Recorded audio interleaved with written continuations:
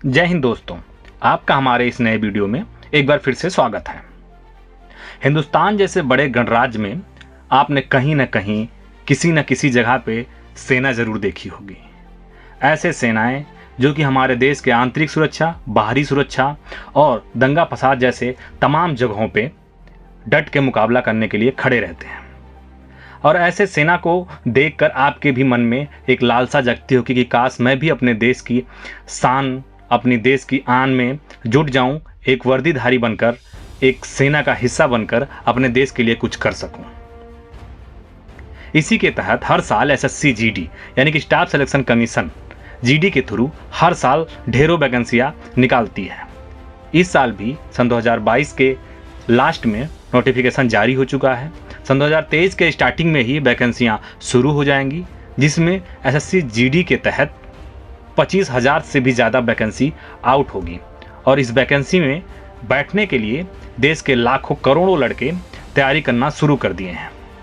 आपको हम इस वीडियो में इसलिए बता रहे हैं ताकि आपको भी फॉर्म भरने से पहले ये पता हो जाए कि क्या क्राइटेरिया है, क्या चीज़ें हैं जो इसमें आपको भरना पड़ेगा, क्या क्राइटेरिया रखी गई है और कैसे एसएससी जीडी में हम भर्ती हो सकते हैं। तो चलिए वीडियो की शुरुआत करते हैं, और उससे पहले नीचे दिए हुए लाल कलर के सब्सक्राइब बटन को दबा दीजिए ताकि हमारा हर वीडियो आप तक पहुंचता रहे आसानी से सबसे पहले।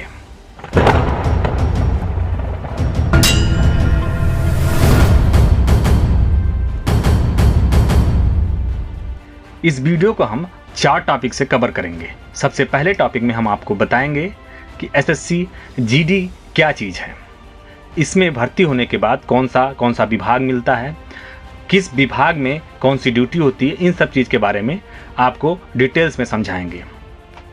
दूसरे टॉपिक में हम आपको बताएंगे कि सबसे पहले इसका जो रिटर्न एग्ज़ाम होता है वो किस प्रकार से होता है।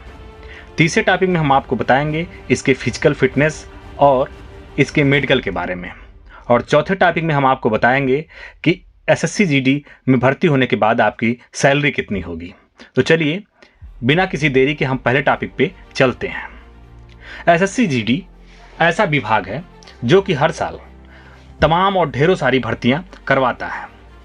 एसएससी जीडी में भर्ती होने के बाद आपको BSF, CISF, ITBP, SSB, Assam rifles और तमाम अर्धसैनिक बलों में ड्यूटी करने का मौका मिलेगा, जिसमें आपको पता ही है कि बीएसएफ जो कि बॉर्डर सिक्योरिटी फोर्स के नाम से जानी जाती है, ये राजस्थान में पाकिस्तान और हिंदुस्तान बॉर्डर पर ड्यूटी देती है। ऐसे ही आईटीबीपी भारत और तिब्बत सीमा बल पर अपनी ड्यूटी निभाती है। एसएसबी भारत और नेपाल बॉर्डर पर अपनी ड्यूटी निभाती है। वहीं आसाम राइफल ज़्यादातर आसाम से संबंधित जो जंगली इलाके हैं वहाँ पे अपनी ड्यूटी निभाती है। और सीआरपीएफ देश में हो रहे दंगा फसाद में अपनी भूमिका निभाती है, या चुनाव चल रहा हो उसमें भूमिका निभाती है। इसी प्रकार सीआईएसएफ जो कि एयरपोर्ट्स और सरकारी संस्थाओं पे ड्यूटी निभाती है, जहाँ पे सिक्योरिटी का मामला ज़्यादा गंभीर होता है। आप कभी भी एयरपोर्ट पे गए होंगे तो वहाँ देखा होगा कि सीआईएसएफ की टुकड़ियाँ होती हैं जो कि आपको सिक्योरिटी प्रोवाइड कराती हैं, और आप अंदर या बाहर जाने के लिए बिना उनके चेकिंग से या बिना उनके आदेश से नहीं जा सकते।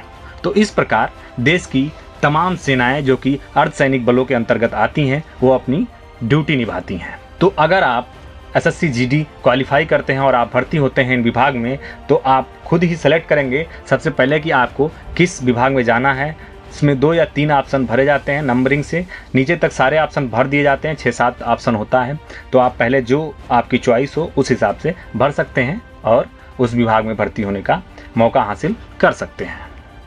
दूसरे टॉपिक की अगर हम बात करें कि एसएससी जीडी में रिटर्न एग्ज़ाम कैसे होता है, तो इसमें सबसे पहले कंप्यूटराइज परीक्षा कराई जाएगी, जिसमें 100 प्रश्न पूछे जाएंगे।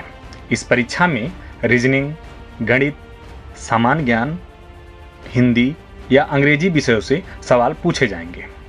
हर विषय में 25 प्रश्न पूछे जाएंगे। इसमें नेगेटिव मार्किंग भी होगा। नेगेटिव मार्किंग 1/4 का होगा, मतलब अगर 4 गलती हुई तब आपका 1 नंबर कट जाएगा। इसमें जो क्वेश्चंस आते हैं वो बहुविकल्पीय होते हैं, मॉक्स क्वेश्चन की तरह होता है कि आपको क्वेश्चन पढ़ना है, नीचे आपको बहुविकल्पीय ऑप्शन दिए होंगे ABCD करके, जिसमें से जो आपको सही लगता है उस पर टिक करना होता है। यह परीक्षा टोटल 100 अंक की होगी और प्रत्येक प्रश्न के लिए आपको 1 नंबर निर्धारित किया गया है।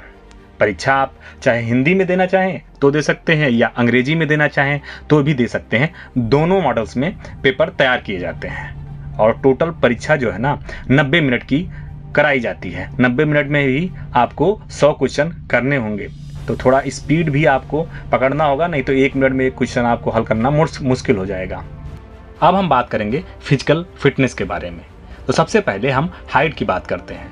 हाइट में पुरुष की हाइट 170 सेंटीमीटर होनी चाहिए और महिला की हाइट 157 सेंटीमीटर होनी चाहिए, तभी आप SSC GD की वैकेंसी देख सकते हैं।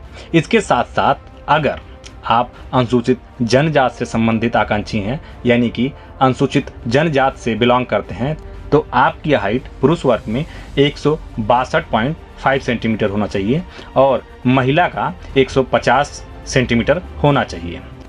इसके साथ साथ अगर आप डोगरा, मराठा, कुमाऊनी, गढ़वाली केंद्र शासित प्रदेश राज्य से हैं तो आपकी हाइट ऐसे में 165 पुरुषों के लिए और महिलाओं के लिए 155 सेंटीमीटर हो जाएगा।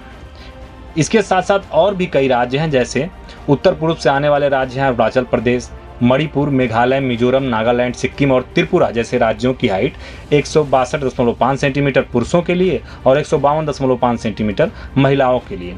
खास करके गोरखा प्रदेशिक जो राज्य हैं, जैसे गोरखा जो होते हैं, उनके लिए हाइट 157 सेंटीमीटर है पुरुषों के लिए और महिलाओं के लिए 152.5 सेंटीमीटर रखी गई है। तो ये पूरी क्राइटेरिया हाइट के लिए थी जो मैंने आपको विस्तार से इस वीडियो में बताया है। अब हम बात करते हैं चेस्ट यानी कि सीना का। सीना पुरुषों का लिया जाता है, महिलाओं का कोई मापचोक नहीं है, जिसमें पुरुष का चेस्ट 80 सेंटीमीटर नॉर्मल होना चाहिए और 5 सेंटीमीटर फुलाव के साथ 85 सेंटीमीटर होना चाहिए, तब जाके वो बंदा फिट होगा।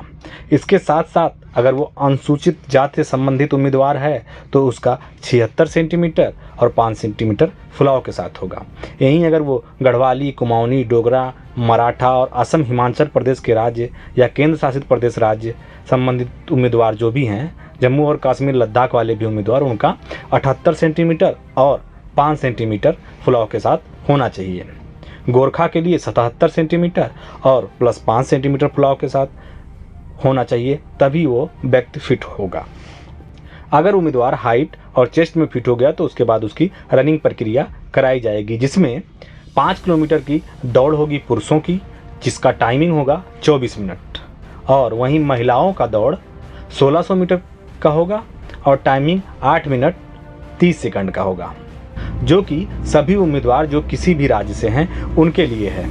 लेकिन अगर आप लद्दाख क्षेत्र के उम्मीदवार हैं तो पुरुषों की दौड़ 1600 मीटर की कराई जाएगी, जिसकी टाइमिंग होगी 6 मिनट 30 सेकंड और महिलाओं की दौड़ 800 मीटर की कराई जाएगी, जिसकी टाइमिंग होगी 4 मिनट। लेकिन ये केवल लद्दाख क्षेत्र से आने वाले उम्मीदवारों के लिए होगा। तो ये है एक रनिंग प्रोसीजर जो आपको जब आप रिटर्न एग्ज़ाम दे लेंगे उसके बाद इस टेस्ट को कराया जाएगा। इसके साथ साथ ही आपने अगर रनिंग पास कर लिया है तो उसके बाद बीम भी मरवाया जाएगा, जिसमें 10 बीम मरवाए जाते हैं। 6 बीम पास करने के लिए होता है, लेकिन अगर आप उसके ऊपर मारते हैं तो वो आपका बोनस पॉइंट हो जाएगा। अब आपका अगर रिटर्न एग्ज़ाम हो गया क्लियर, फिजिकल एग्ज़ाम क्लियर हो गया, तो इसके बाद आपका मेडिकल एग्ज़ाम लिया जाएगा। मेडिकल टेस्ट होगा जिसमें आपके पूरे शरीर की मापदंड की जाएगी, आपको कहीं से भी टूट फूट नहीं होना चाहिए, तमाम प्रकार की चीज़ें आपकी चेक की जाएगी। इस पर्टिकुलर मेडिकल के लिए मैं एक अगला वीडियो ज़रूर बनाऊंगा, जिसमें आप देखकर आसानी से समझ सकते हैं कि SSC GD कांस्टेबल के लिए मेडिकल प्रक्रिया क्या है। तो आगे आप हमारे चैनल को सब्सक्राइब कर लीजिए और नेक्स्ट वीडियो अपलोड होते ही उसमें आप डिटेल्स में जान पाएंगे कि कैसे SSC GD का मेडिकल होता है। इसके साथ साथ ही आपको ये चीज़ और जान लेना चाहिए कि SSC GD की भर्ती के लिए आपकी उम्र 18 से 23 वर्ष की होनी चाहिए और साथ ही 10वीं कक्षा पास या समकक्ष उम्मीदवार भी इस फॉर्म को भर सकता है। लास्ट में हम अगर बात करें कि SSC GD में भर्ती होने के बाद आपका सैलरी या आपका वेतन कितना होगा, तो मैं आपको बता दूं कि आपका प्रारंभिक वेतन 21,700 रुपये से शुरुआत होगा, जिसमें टीए डीए वगैरह मिला के लगभग 27 से 28 हज़ार के बीच की सैलरी बन जाएगी। और जैसे जैसे आप सीनियर होते जाएंगे मोस्टली आपकी सैलरी पर मंथ 70,000 रुपये तक की जा सकती है। अगर इसके अलावा और भी आपको कुछ जानना है तो कमेंट बॉक्स में कमेंट करके हमसे पूछ सकते हैं। मैं कोशिश करूंगा आपके हर सवालों का जवाब दूं। अगर आपको वीडियो अच्छा लगा है तो चैनल को सब्सक्राइब कर लीजिए और साथ ही साथ बेल वाला आइकन भी दबा दीजिए ताकि हमारा हर वीडियो आप तक पहुंचता रहे। जय हिंद, जय भारत।